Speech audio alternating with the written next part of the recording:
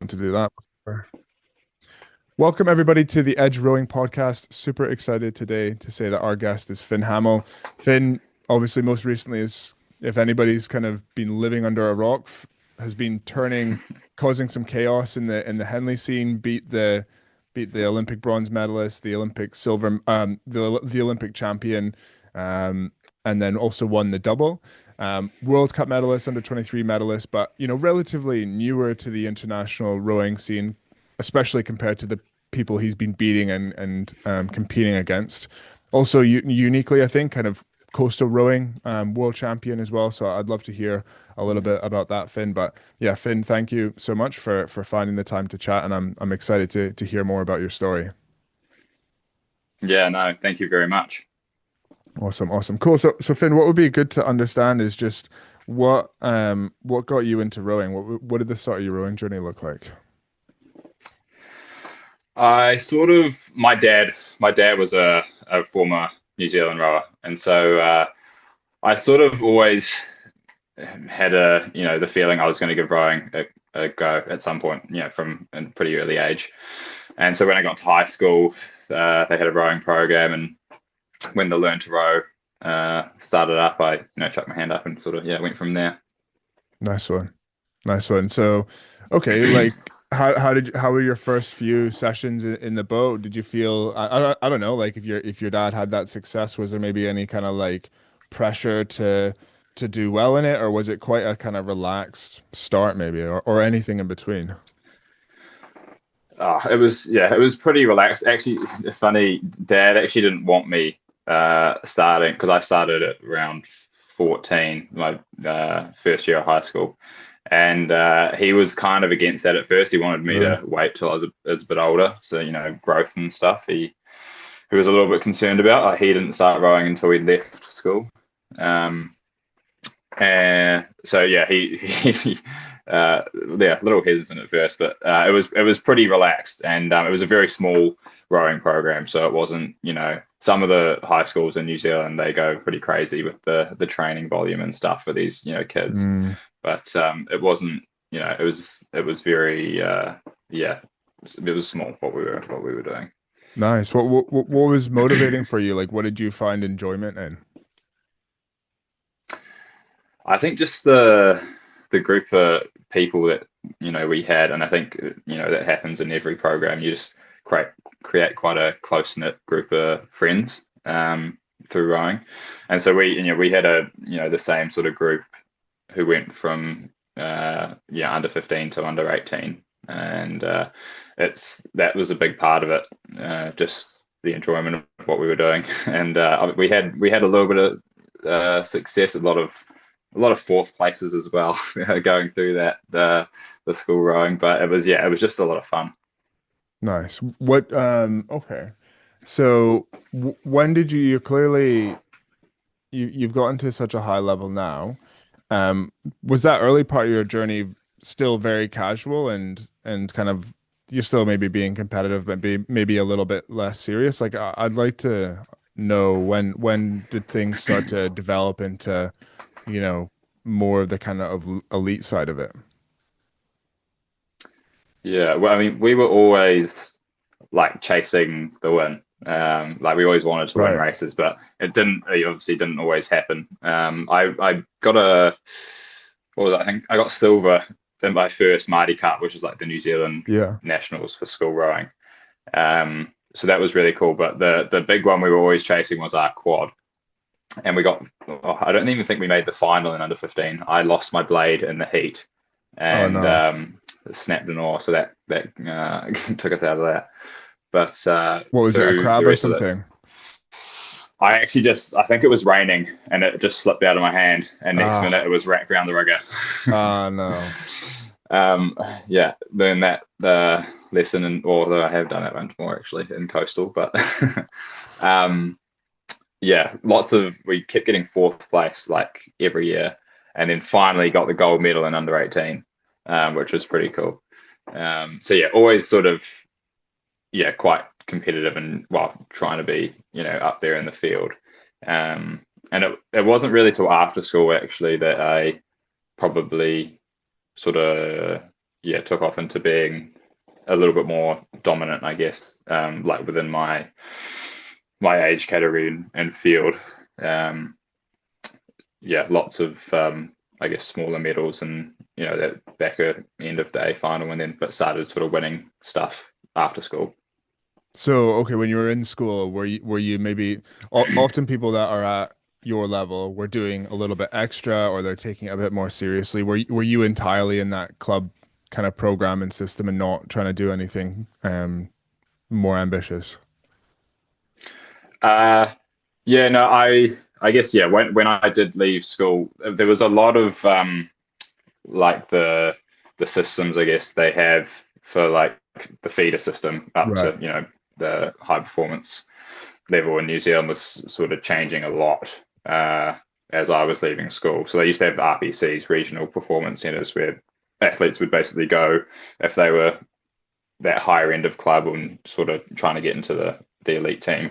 So they scrapped those when I left school, and they had all this stuff going on. So I mean, I was trying to get in teams. I'd been put on the long list for juniors in my last year of school, but that was the COVID year. Ah, Um, so I did an under 20, a few under 21s campaigns, I think, and one of them got to travel race in Australia as the reserve. And then again, I think the others were COVID, so we just did regional stuff. But my first, I guess, proper international campaign was in 2023 with the elite and under 23 team. so what changed? Was there any? What I want to know is, was there a point when you went from being doing it for fun in your crew in high school, trying to win the gold in the quad, to then really going for it and getting to the high end of the sport? Like, what was the kind of catalyst for that change? Right. Yeah, actually, I think it was in 2019. I was way ahead of myself at this stage, but I heard that they were getting rid of lightweight after Tokyo, and I knew I didn't really know him personally, but I knew of Matt Dunham, who was like Yeah. sort of this hero for all of us at school and stuff. And I sent him a message and I was like, "Hey Matt, like, um, I can't remember exactly what I said, but this big old thing about how I wanted to try and I heard about this last chance regatta for qualifying for the Olympics, and I was like, what do you reckon? Like, how could we make this happen and like go and try and qualify for Tokyo?" Knowing nothing about how like the system worked or anything at this stage. You were asking to do like a double with him or something. Yeah, yeah. And did you know him at And all? I not really. I'd maybe bumped into him at a regatta or something, but like, and so I guess he knew of me. I'd done like some good races at Winter Series and stuff, but yeah, certainly weren't really friends or anything. Um, But you and were he kind of was at the he was. same speed, similar speed. I was a bit off him at that time. I must have. I was maybe 10 seconds. Uh, 10 seconds would be, Okay. you know, uh, yeah, a ballpark, maybe a little bit slower. I don't know. Um, but I was definitely ahead of myself.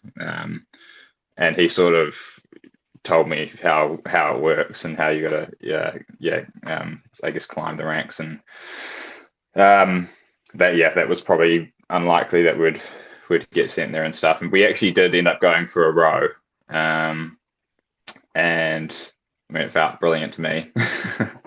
um, and I think it wasn't too bad, but yeah, it was something that was never going to happen. But then obviously lightweight got extended to Paris, so that sort of became I guess the drive and the dream. My dad raced for New Zealand in the lightweight double at the '96 Olympics, Hmm. and so I kind of envisioned this thing of me going and racing it as well, and sort of the story around that. And it was the last time lightweight's going to be here, and so I guess that was my focus from that time till 2024. Okay. So it's the kind of the the threat of the elimination of lightweights that made you really kind of, I don't know, was that the kind of kick up the backside to really start to go for the international stuff? I think so, because I mean, I guess I'd just slowly been progressing naturally. Yeah, I don't really remember having any like super, uh, crazy Olympic ambitions before, like really Right. focusing in on that lightweight stuff. Um, and yeah, I guess yeah, always sort of in the back of my mind, just it was maybe just a given that well, Dad did all this stuff, so I'm gonna see how I can go, but I hadn't really given it proper thought up until then. Okay. Who's better? You or your dad? Oh god, that's I don't know.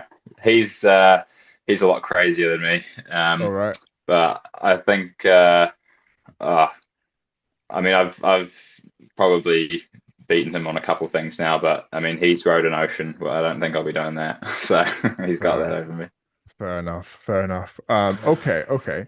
And then right, so you shot your shot with Matt for the kind of double that didn't happen, and then you had this slow kind of like progression through to getting selected for the 2023 World Champs. Is that kind of training out through COVID and stuff like that? Is that kind of the right frame? Yeah, well, in 2021, um, so sort of through that Tokyo period and that winter training and summer period in New Zealand, I was going really fast, and was the front runner sort of to be in the team with Matt. Matt was already in there, and there's a few of us who were trying to create this sort of lightweight squad, which I was at the front of at the time. But then through COVID, all that lockdown things and the restrictions they brought into place, I ended up uh, not being part of the team. I moved over to friends who kind of become family now, Gary Reid and his family who have Concept 2 here in New Zealand. And they ended up uh, leaving the country with all the lockdown stuff. They weren't, it was, all that sort of, jazz, and took me with them basically. So I actually ended up having a bit of a break from rowing to the back end of 21 and into 22, and then got back into it sort of mid-year. Came back for the 23 season and sort So of were you made the team training from while you there. were away? Where did you go? Nah, oh, we went all over. I mean, Was that the it was sailing? a That's right. crazy trip. Nah, so mum and dad were and family were on the boat, but with all the travel restrictions, I couldn't actually get to them. They were in Australia at the time. The only flight Mm, out, I believe, I think there was a flight to America maybe, and there was a flight to Dubai. And so we right. we were on the Dubai flight. So we went to Dubai. You couldn't sail over to Dubai and meet you there. Yeah, nah, a bit of a trip that one.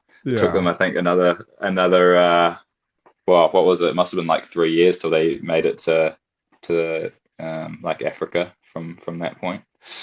Wow. Um, but yeah, we were sort of out of the country for 5 6 months, and didn't do a whole lot of rowing, but kept reasonably fit. But um, yeah, it was I guess good time to sort of evaluate things and I guess prepare for what was to come, and came back really strong through that following season.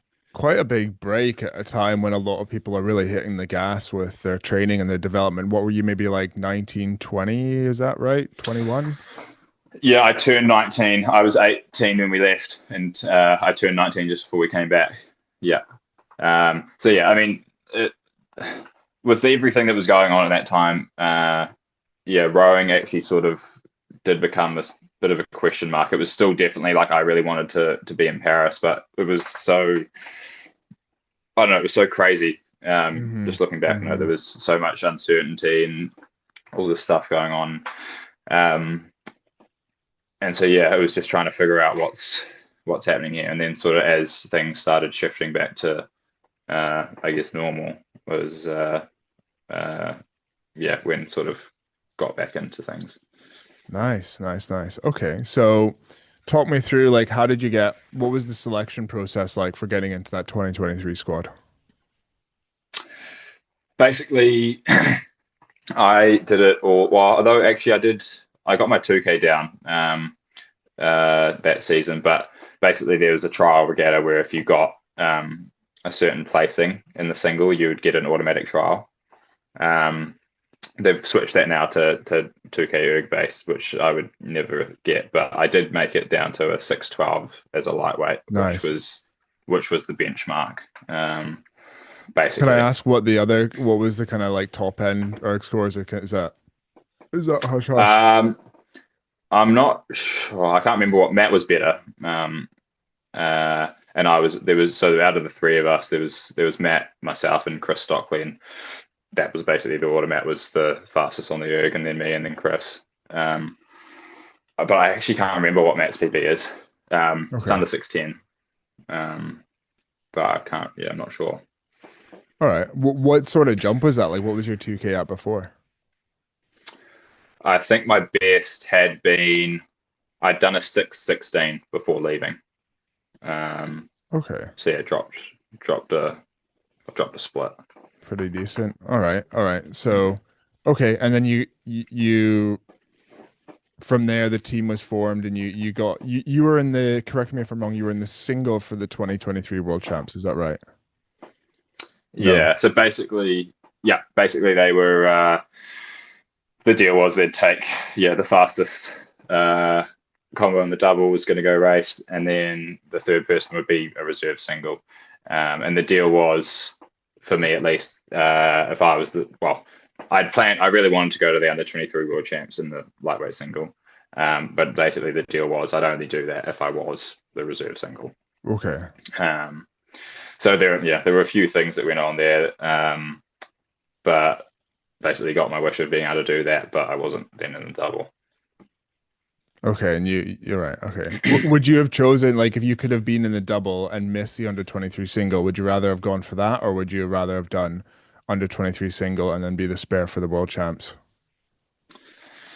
It's hard. It was pretty messy through all that, but in hindsight, like with the way I raced at 23s, I wouldn't have given that up. I think the experience. I mean, I hadn't raced internationally before, and that was a big part of my drive to do it. It was like I'm jumping straight into the elite team from nothing, basically. Um, I need to learn how to race, and I need to learn how to win, which I think I can do at 23s. It was basically my argument. Um, and so I think, I mean, who knows what would have happened if I had been in the double and not done that. Mhm. Maybe we would have got that qualification, or maybe not, and I wouldn't have had the results that I, sort of wanted to back myself with. But yeah, I mean, it's hard to it's hard to play around with those ideas. Yeah. So you were fighting your case then, like which I think is something that you kind of need to do with in any coaching program or selection process is you need to be firm in what you know is best for you. And um, when it comes to selectors, they kind of have your best interest at heart, but they have their best interest at heart and the kind of team's best interest at heart. So you really do have to fight for it. So was that something for you? You had to have quite a lot of conversations and discussions for. Yeah, I mean, because initially it was, I mean, because I was selected in the under 23 team before I was selected in the elite team. Um, and so the assumption was, and it was never, I guess, super clear, but it was said that, if I made the elite team, I would still go and do 23s. But I guess the specifics of that weren't fully laid out until after I was in the elite squad, Mm. with, the whole single double thing. So yeah, it was definitely something that was talked about a lot. Yeah. What do you think you do that makes you a good rower? Like what skills do you think you have or had back then that got you to that point? I think, I mean, all through school, I was always like quite small, relative to everyone else. So I guess I think that's the same with most lightweights is that you have to figure out a technical side of things that makes you like more efficient. And I think there's a mental element to that as well, like sort of, or that whole like David Goliath thing, like Yeah. the working harder, I guess, in a race to beat the bigger guys, um, or working less, arguably, if you're on an efficiency side of things. But I think mentally I've always been reasonably like strong, I guess. What does being mentally strong mean for you? Mm, I think there's a lot of elements to it, but I guess in a race sense is just like ignoring the pain because like everything's telling you to stop and give up almost. But uh, it's I think that's what makes the difference a lot of the time. Like my mum, I can't remember the exact term she gives it, but like like central fatigue or something. And I've had it when you're side by side with someone and you're coming into that final sprint, and then it's like the switch just doesn't flick to turn off. The those signals to stop, and you sort of just break them. Um, that central fatigue where your mind just can't handle it anymore. And so I think I've just sort of been able to develop quite well in that Central sense to fatigue. just be able to push through that. So, sorry, just talking about, I've never heard that concept explained before. So, central fatigue, you get into the last 500 and when you're saying it's the switch on or the switch off. So, like, you're able to switch off from the pain or you're able to like switch on and kind of find more fight. Could you just talk me through that a little bit more? Yeah, I guess you could look at it both ways, like switch on the like being able to push through, or switch off the just like the ignoring it. Yeah. Um, but basically, not giving into the stop feeling. And I think you see that. Well, I mean, I've definitely seen it a lot in my racing where you sort of just break someone. And I think that most people would have experienced that at some point, Is that a fun part for you, is breaking people? It's always nice when you can can you kind of come through someone, but yeah. Yeah. Right. So I'm always just super interested. There's so many different approaches to it when it comes to just pushing harder and that mental grit and resilience. Could you talk me through like maybe if you're aware of it, like specifically, what is the kind of thought process? What's going on exactly in your mind when you feel that pain kick in? Like you said, you're side by side with somebody. Are there any kind of like, what would you be telling yourself or what would you be thinking about to help? Because it's obviously a massive, massive skill of yours. And um, when I did that, I did a video on it, and to me, that's what it looked like. So, would love to just hear a little bit more. And then I know sometimes it can be like, it's not something you think about as much, but just would like to hear your Mm. process if you feel like there is one. Yeah, I think there's a lot of things that go through your head during a race, but in terms of that side of things, I think a lot of like self-belief, um, and I guess I don't know, you could describe that as sort of positive self-talk or something. Mm-hmm. Um, uh, as certainly, I mean, it's nice if you can race from the front, but certainly in my case at Henley, it was a lot of racing from the back, and Yep. uh, and that's quite tough. You have to keep still in this, keep going, um, and then it's shutting down that little the monkey or whatever on the shoulder that's chatting away like, oh, you can't. Um, and the pain side of things, it's putting that aside and just remaining calm, I guess. And it's I got this, relax. Yeah. I don't know. There's it's kind of hard to bring Yeah. up everything that's going through, but I guess that's a little bit of stuff. I think that relaxed calm is quite a big thing. Cool. Okay, so you'd have that, like you say, that monkey on your shoulder, that doubt there that everybody has, like you said, and Mm. your thought process would just be as simple as I can do it, stay calm. I think that's certainly when I'm at the back of the field. Yeah, it's and even gee, I specifically remember as I was coming past Ollie in that single, because things are starting to seize up, and it's like when the body's sort of starting to not quite respond to what you're wanting to do, even though you're trying. That was definitely I was a big well, okay, stay calm, stay relaxed, and just go through the motions. Sure. Because I think, and I've had that before where I guess haven't been so calm, where things start to get you're like, oh no, like stuff's shutting down because you sort of you get to the point at the end of a 2K race where you literally no matter how hard you try, your body just won't listen, and you start to just lose control. So that's definitely that stay calm moment. Where did that you mentioned having self-belief. Where does that come from? Is it something you always had, or is it something you had to build in training? Um, oh, I don't know. I think probably somewhat had. I think probably through just how I was raised, maybe with mum and dad. I guess it was there was never much of like a uh, limiting beliefs in that realm of things. Sort of, yeah, which then goes on to the belief that you can. Um, yeah, I'd say that was always sort of there. I think as well as the Crossy's Corners podcast just got posted yesterday, so I was trying to get it watched, but I think you mentioned that.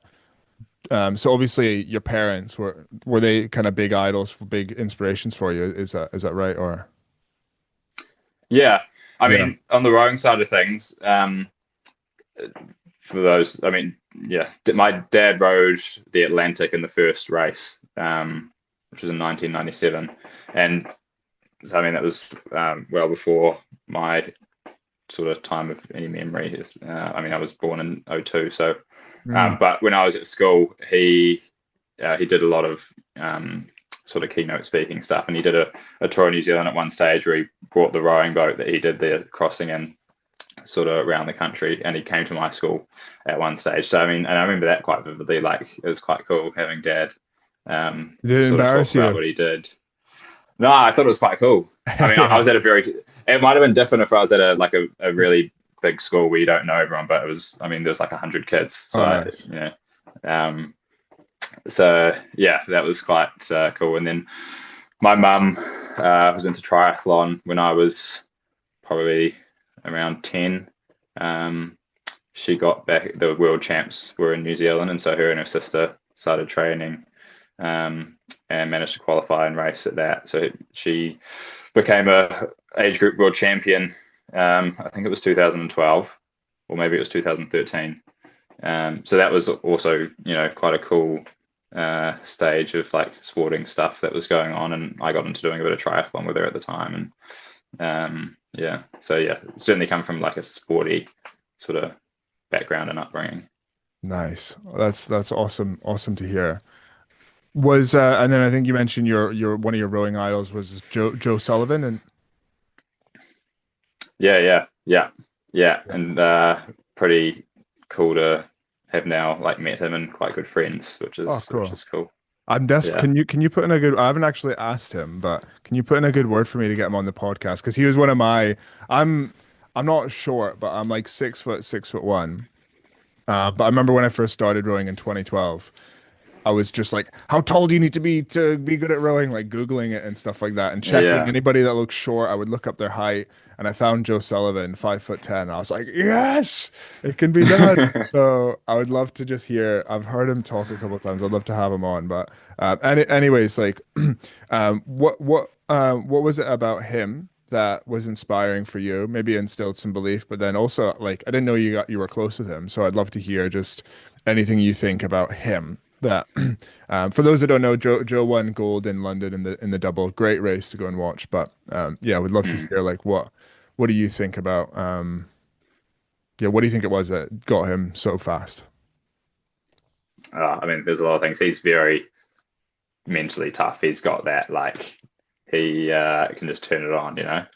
Um, but yeah, I mean, you watch that race in London, and it's like it's got to be, the best race ever of in It's an pretty Olympic good. final, you know. And I used to watch that a lot at school. Oh, cool. Um, but yeah, it was only sort of quite recently that I got to know Joe. He's been started training at a Gary's place over in Tauranga. He's got sort of his own little boathouse, and a few ex New Zealand rowers come and row there, which is quite cool. And so Joe's also doing the coastal rowing stuff. So yeah, rowed in the mixed squad with him last year and at the World Champs.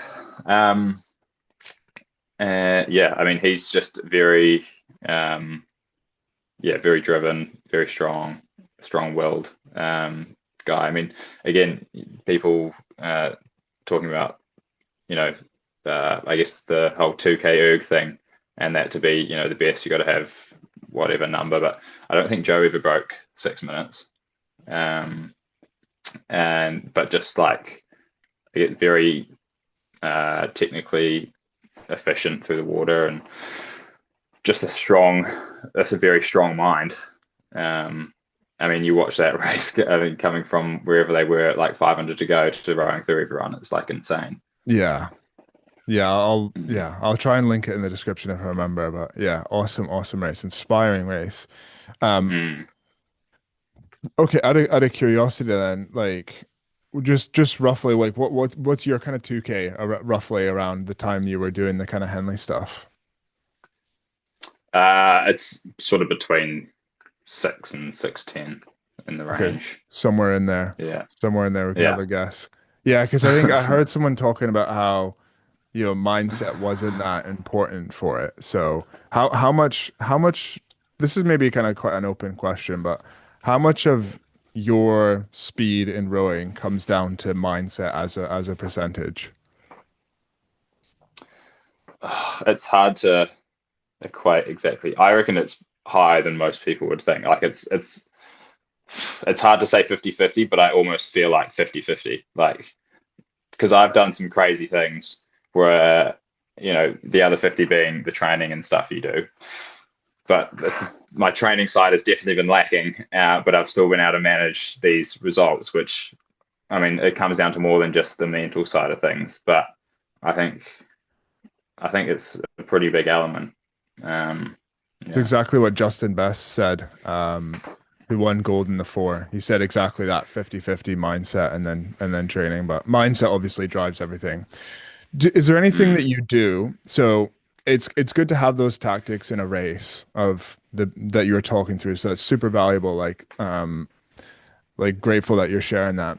Is there anything that you're doing in training, any of your beliefs in training day to day when you're in the gym, in the boat, that you think is helping develop this strong mindset that you have in racing? Um, it's hard to say. I mean, I'm not a great trainer. Like, just don't handle the training as well as others.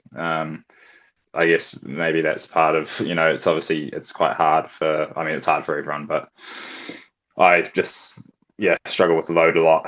Um, Personally, like, I link most of my stuff to racing and training. Like, I like to make it, sort of envision the race when I'm out there. So any sort of high intensity stuff that we'll do is basically like that's a race for me. It's Hmm. So and like a that's three kind by of what two I K, a 3x2K, yeah, you'd be thinking, okay, these are three 2K races. exactly, yeah. And I mean, sometimes if you're too fatigued and stuff, like there'll be times where it's okay, it's just a training session today, but um yeah, I try and sort of bring an element of the race to training. How are you visualizing that race when you do your training? What are you thinking about? You imagining competitors beside you, or you maybe imagining grandstands and stuff like that? I guess sometimes depending on the piece, but a lot of the time it's just purely, I guess, the physical element of it. Like you're when you're rating high and pushing hard, it's like just picturing yourself doing that, and I guess having other people that you're going against, and I mean we'll be doing stuff like that with other crews. So I guess you've got that to sort of push off them and whatnot. Cool. Cool. All right. Well, yeah, I'm loving hearing about how much you believe mindset plays a role. So, Mm. cool. Okay.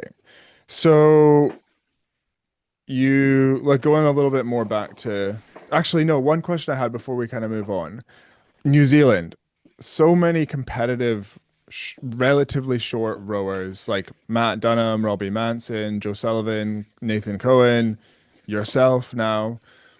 What do you think it is? Because there's not really any other nations out there that have such consistently relatively short performers competing at the high stage. So, what do you think it is in New Zealand that in the culture or whatever it is that is facilitating these kind of rowers competing like this?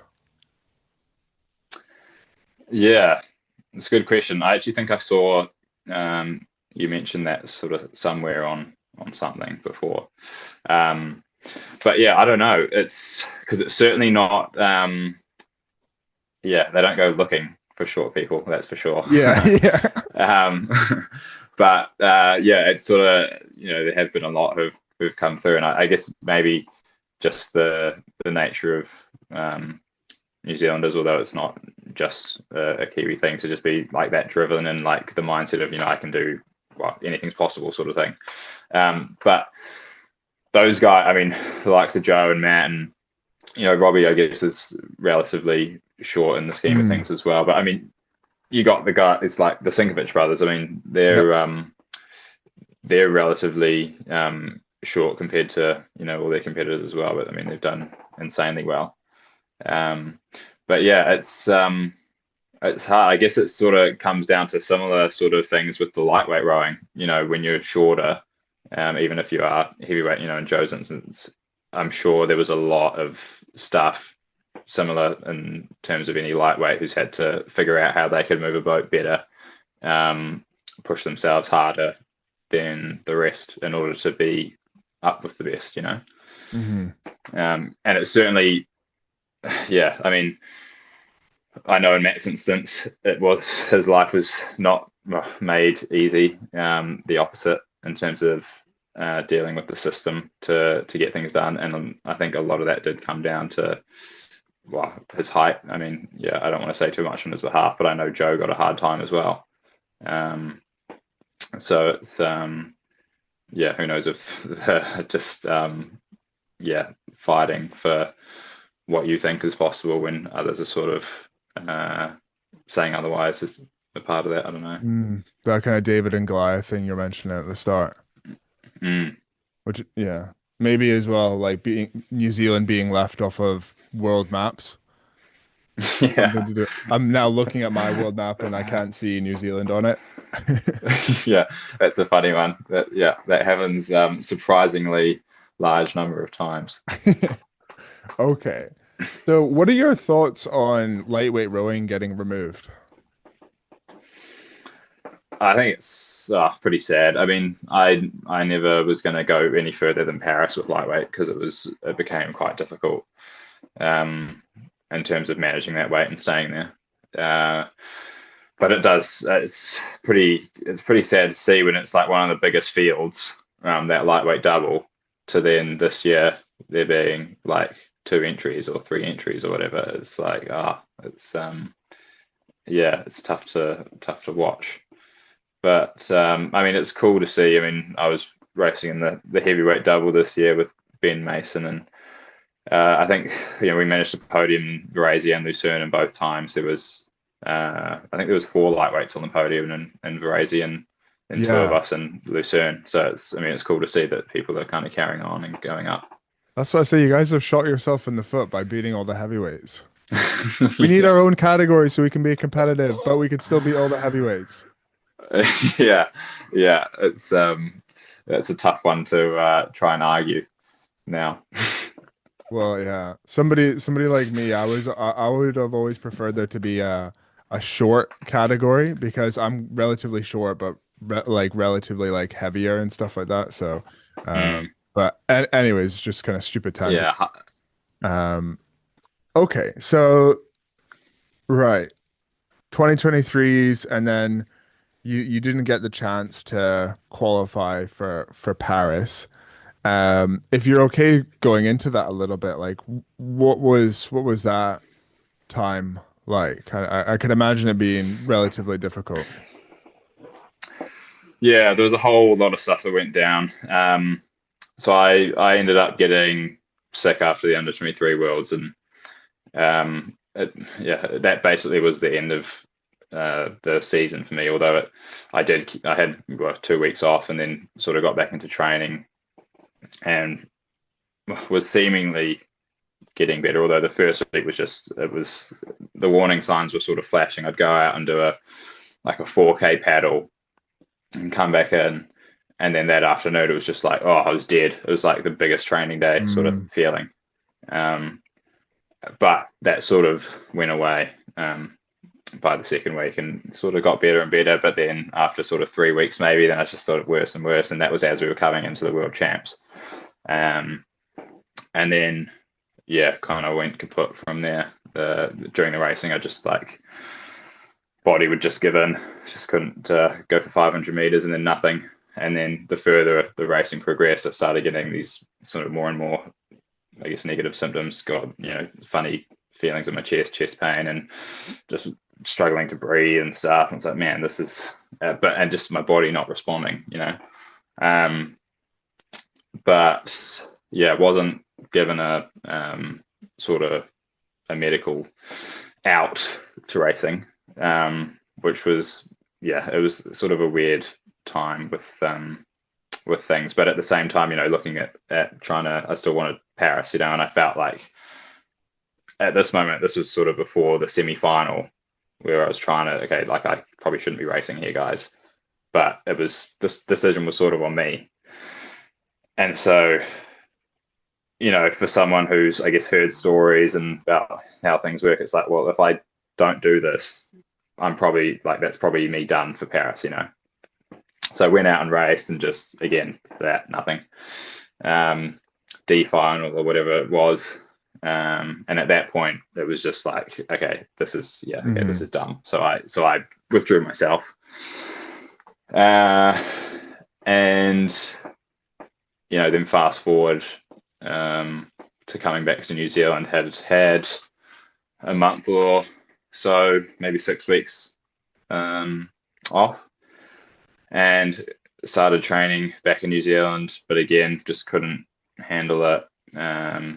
And after a few weeks, just kind of crashed again and got sick. And following that, I was told that, we're probably, we're going to select Chris and Matt for this double, but, we're going to support you through this and blah, blah, blah. But then very shortly after that, I was dropped from the squad. So, which sort of, I was basically told to not bother with, thinking about the lightweight stuff, because I was like, well, if I can get back on track, surely, I can come back in and trial, blah blah blah. But yeah, it was basically, that's not going to happen. But as I was getting better, which was around New Year's, I started training right at the start of 2024. Chris Stockley, who was then rowing with Matt, he got sick. And you're like, yes, Yeah. good on, good on. But yeah, obviously now I'm sort of starting to train again. So okay, well, there is an opening. Because obviously he's going to be out for a bit and then have to come back. So, but even I think it can't have been more than 3 weeks after he went down that he ended up getting fired, essentially dropped from the team. And so they basically just Brutal. scrapped this lightweight double, it was crazy because there was other crews who were on the cards for the last chance regatta, and some of them got sick as well, but they weren't dropped. they How are you carried on with guys on those crews. prognostics? Like, I'm guessing probably relatively competitive. I didn't see because they had a women's pair, women's squad, and men's squad, and then the lightweight double at the time. When I was racing in the double, we were generally top of the progs or in that top few. It was the women's doubles are always pretty up there, but always relatively high. So I can't imagine that they were. Well, I'd have to guess that they would either be top or the Right. top Yeah. two out of all those crews. I don't know, but so that was crazy. And I well, went back and forth over email a lot, trying to like get us going again, and we made all the points that we needed to sort of prove why it was a good boat to be sending. And I mean, we got told there was no data, and we weren't.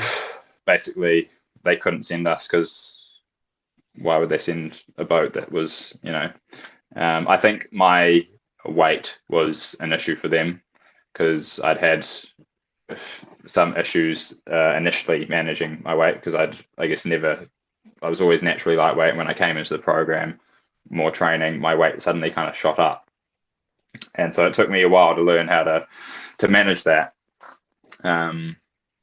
So they never really said that specifically, but it was sort of implied, I guess. And so much, back and forth, but basically, just stonewalled. I mean, we offered to fund ourselves to go to the last chance in Lucerne, and all that to do was basically sign the paper. And but no, That's so exactly what I it know. Some of the was. guys that had to go that got cut from the GB lightweight double, and they were like, "We will pay to get there.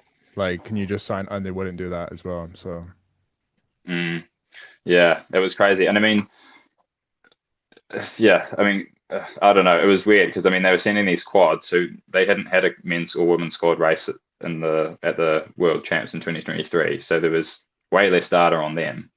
The women's pair who ended up qualifying. They had been in the C final at the World Champs in 2023, so they were a whole final off being in a qualification spot. Matt and Chris had raced in the B final, and I think they must have got second because I think it was just the top spot that got qualified, and they were the next to, or they would have been sort of the next crew. And so, I mean, just looking at that, you'd say, they were one of the better chances of taking a qualifying spot in Lucerne. So it was all a bit weird, like and it hurt a lot because it had been obviously the dream, and it wasn't like I was way off it. I think in our final seat race for the double, Chris had ended up beating me by a second or somewhere around that, 1 point something, and I was not in a great place after doing this crazy weight cut to get down there with the whole weight management thing. So arguably they knew what I could do at my worst. If you're looking at the times we'd done before, and they also knew, prior to that, I'd actually, I was about 13 seconds ahead in all of the seat racing we'd done. Those seat racings hadn't been at weight, unfortunately, but it shows a trend of, this guy can go fast. We just need I was that one time that unfortunately where it counted the most. But still, there was so much to it that was just not cool and unfortunate the way it all unfolded. But it was a tough one.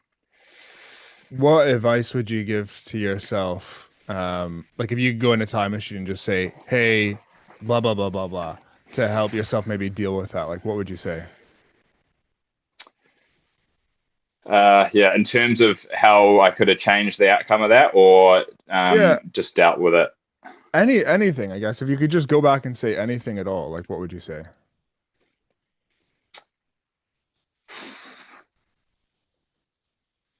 Yeah, maybe play by the rules a little bit more. Do what I was told because I was pretty, I guess, coming into it. I'd I guess heard stories and didn't want to go into this system, I guess, which in my eyes didn't have potentially my best interests at heart. And so I was sort of there for me. I wanted to enjoy, although I wanted to win, and I wanted to get to Paris and do the best I could in this boat. I wanted to enjoy that journey as well. Um, and so maybe I could have been a little bit more flexible and sort of following, I guess, the general playbook of things. Not that I was just off doing whatever I wanted, but I guess there were elements to things where I could have taken on a little bit more or different advice or whatever. Mm. It's such a hard line to walk, isn't it? Yeah. Because I think you do need, that's one thing I would say looking back is I would like break the rules a little bit more, but like I think I was too yes sir, no sir, yes ma'am, no ma'am when I was there. And I think you kind of need to show that you're willing to like fight your case and stick up for yourself in some way. So it's easy to sit and look back, but it's just so hard to manage that line, I think. Yeah. Um, Yeah. And I think I probably maybe gave myself a little bit too much of a reputation of someone who was difficult to manage. And for my first year in the team. okay. So that probably didn't help my case. But who knows? Who knows what would Mm. have changed that outcome? Elite sport, strong like performance sport always has strong personalities with strong beliefs and like what works for them. And I think lightweights especially are just one level up from that in terms of like the kind of craziness, I guess you could call it, but in a good way. But Yeah, uh, yeah. And there was a weird thing with lightweight. I mean, they had really successful lightweight program back in for they got I think bronze in 2012 in the lightweight mm, double, and then they had an amazing lightweight four for Rio, which they well and truly stuffed up. But after that, the sort of whole program sort of died, and Matt was the only one sort of left, and he basically resurrected it himself. Um, but there was this real sort of shadow that seemed to be over lightweight rowing in New Zealand, and rowing New Zealand really sort of didn't seem to want to have a bar of it at the end, which strange, was interesting. Mm. unfortunate. Yeah. Yeah. Okay. Okay. So fast forward, I'd like to, I don't want to take up too much of your time here, but I'd like to hear a little bit about kind of more recently, maybe like the last 12 months. Like if you could just share with us what your rowing's been like. Um, yeah. Yeah. Well, I guess after that Paris, sort of, uh, missing out on that, I did end up in the 23 team again. I had wanted to go and race the lightweight single to sort of try and go win that for my last year, but they sort of after that being after Paris basically said no, we're not doing any lightweight stuff now. So um, I ended up in the men's quad, which actually it was a fun campaign with some cool guys. We didn't really hit it at Worlds, unfortunately, but it was a nice sort of campaign coming off of that. I was pretty obviously still pretty gutted from the Paris stuff, but had a good group of people, so that was cool. And after that, went on to do the Coastal World Champs, which was I guess the first. It was my first, I guess, world title in that coastal endurance race, which was very cool. What do you have to do And differently, and what do you think you have to do differently in coastal and beach sprints technically to race well? certainly, being able to just take the next stroke after a messy one, like not getting caught up in all the, I guess, bad ones that you take from rogue waves and stuff. Like it's real wild. You don't know what's about to happen, and very random at times. But I think just going with the flow a bit with your rowing, and certainly I think there is well, in the endurance stuff anyway. Yeah, quite a technical element, obviously, with trying to row in rough water. The beach sprint is a bit more, I guess, variable in terms of what's impacting your results. I guess you still have waves in the endurance, but then you've got 4 or 6K to like come back from a mistake. Whereas like in Mm, the beach sprint, it's you get dumped on by a wave, and that can be it, depending on how the other person's receive it. So yeah, it's and yeah, I didn't really shine in the beach sprint unfortunately last year, but yeah, it's very kind of fun because it's so quick and hectic. mm. What are your one or two technical focuses when you're doing a coastal race?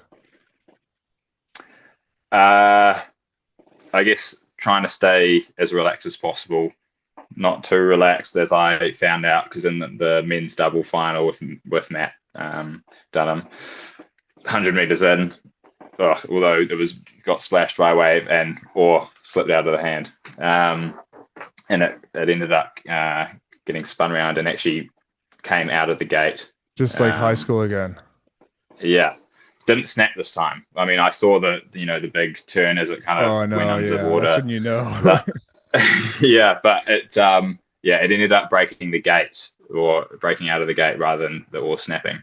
So we ended up getting it back in and sort of somewhat fixed the gate as much as I could, but we'd sort of given a 20-second lead to everyone. We Mm. ended up charging back through and got fifth, but yeah, that was a little bit unfortunate. But staying as relaxed as you can in that rough water, um, and I guess it's trying to find where you can operate. I guess it's a little bit different to a 2K where you're sort of on the red line for basically the whole thing. Um, so you can't do that quite as high for an endurance race, but still just finding where you can sit, I guess, in terms of your output to make sure you're getting as much speed alongside your the technical side. Okay, okay, awesome. So, was there any? Do you think that there's anything with so for those that don't know, Finn, your whole family very involved in like sailing, I think your whole life, right? Like, is there anything about your life around water that has helped with your rowing? That could be just mentally being comfortable or technically or just really enjoying it? Like, yeah, anything at all about that, your history with it that you think has helped? I think there's got to be some link to what we've done as growing up and the sailing side of things. I think just being on the water, certainly for that coastal stuff, like understanding waves and how it's affecting the boat and stuff. I think it's surprising, but you watch some people who kind of just haven't had that experience and have no idea like what's going to happen. How the waves are going to affect the boat and stuff. Um, but yeah, I guess the mentally side of things, maybe I guess a more relaxed approach to what you're doing and enjoyment of the process, somewhat. I don't know, but yeah, it's certainly been different growing up. It was quite cool. I kind of got both sides of things where I sort of did a bit of school and the rowing stuff while everyone was on the boat, and then the other half of the year I'd be on the boat doing what they were doing for my later high school years at least, which is quite cool. Got the best of both worlds. Hmm. Wow, yeah, very, very unique. Mm. Okay. So moving a little bit more to maybe the past 3, 4 months. Um, what are your thoughts on your Henley experience? I think I think you did shock the rowing world. Like, how do you feel about it now, looking back at those Henley races? Yeah, it is crazy to think that all happened. Like it's well, I certainly wasn't going into it expecting anything near what we got. I guess following off the back of the World Cups and the double, we were fairly confident that we could produce something in that double scull event. But the single was kind of always just one that I was doing for a bit of experience, like more racing. Um, and so when I saw the draw and that I had Ollie and Simon on my side, I was like, okay, well, that's great. It'll be Well, a short-lived, right. So you doubted yeah. yourself then. Oh yeah, I mean, I saw it and I was like, oh god, it's yeah, I'll get one race in, and that'll be me. Um, yeah, I mean, I guess there's always once we got to the racing, there was still that that quiet belief in the back of the mind that yeah, go have a crack. You can Mm. you can give it a shot. It's not nothing. It's not going to hurt. Matt Dunham Um, beat Matt beat somebody big at Henley, didn't he? Is that right? Am I making that? yes, no, no. Matt was actually, I think he was the last Kiwi to win. Um, That's right. Yeah. to win the diamonds, and I can't remember who he beat. It was an American guy. Hmm. Um, Okay. but it's a very similar race profile. Like Matt was well behind and sort of came through to win. So I was sort of watched that before my race against Simon, and yeah, still obviously massive underdog. So I again wasn't expecting too much, but I kind of I'll go in and I'll give it the best nudge I can and just see what happens. And yeah, sort of I guess it just unfolded perfectly. You must have gotten a massive wave of belief after beating Simon that you could take down Ollie. Yeah, yeah, definitely. But at the same time, it was like also came with a little bit more pressure now because it's like Okay. I guess Yeah. still a massive underdog. Um, but the fact you've beaten one of these giants, it's like I know there was a little bit more to it now. It wasn't like I was just showing up as Mr. Nobody who's just here to have a race. So there was a little bit more to it, but yeah, certainly took a bit of confidence from the quarterfinal with Simon. Nice. Did you your Has anything changed in your belief coming out of Henley? Uh, yeah, certainly. Just I guess building more on that the self belief and the mental side because I was after beating Simon and then winning our double on the finals day, I was pretty wrecked. Like I was, yeah, I was not in a good way, and I guess well, I was already stoked with what I'd done in terms of the results. So I was kind of thinking, well, win or lose, it's like I've had a great regatta, and yeah, I kind of went into it, I guess, doubting myself a little bit, and a little bit too much. I guess there's always kind of a little bit of doubt that you have to push to the side, but I probably let it creep in a little bit. Okay. Um, and I guess so. Yeah, on reflection, I'm like, man, that's there's still a lot you can do when you're in that zone, in that feeling, because I still managed to pull out a really good race, and I think knowing what I know now, if I'd done it again, like potentially the result could have been different. I mean, who knows? But that's sort of what I felt after I crossed the finish line. Cool. Well, yeah, it's kind of only these some of these lessons you can only really learn through going through it. Um, Yeah, okay, and then yeah, you guys are in the double building towards 2025 World Champs. Is that kind of right? Yeah. yeah, yeah. So yeah, the team's not official yet, but we have been pre-selected. Uh, so yeah, it's cool that we're going to be going and competing in Shanghai. Yeah. Awesome. Awesome. Okay, well, look, Finn, yeah, you mentioned before you're a bit under the weather the past few days, and it's getting close to kind of bedtime over there. So don't want to take up any more of your time. I'm going to be following your journey and just want to thank you for sharing all your insights and also I think just being being an inspiration for a lot of people that have maybe been doubted or told that they're not the right size for rowing. So yeah, keep doing what you're doing. It's awesome to see. And yeah, cheers. No, thank you very much. That's yeah, cool to be here, and thank you. Yeah, thanks for having me. Alrighty.